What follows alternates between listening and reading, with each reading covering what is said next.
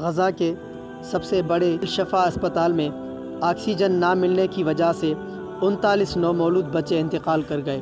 اسرائیلی forces نے الشفا اسپتال کا محاصرہ کر رکھا ہے۔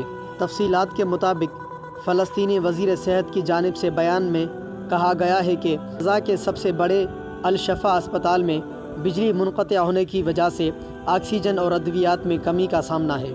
غیر ملکی میڈیا نے بتایا ہے کہ غزہ کے الشفا اسپتال میں آکسیجن ملنے کی وجہ سے اور ادویات کی کمی کی وجہ سے 39 نومولود بچے دم توڑ گئے۔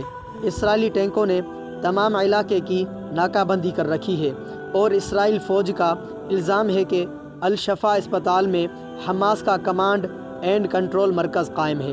اسپتال کے مرکزی دروازے بھی توڑ دیے جا چکے۔ بین الاقوامی میڈیا کا کہنا ہے کہ اسرائیلی فوج کسی بھی وقت الشفا اسپتال میں داخل ہو سکتی ہے۔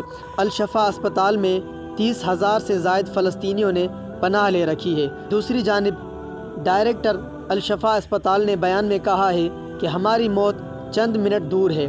اس دنیا میں اگر کوئی باضمیر ہے تو اس جنگ کو روکے۔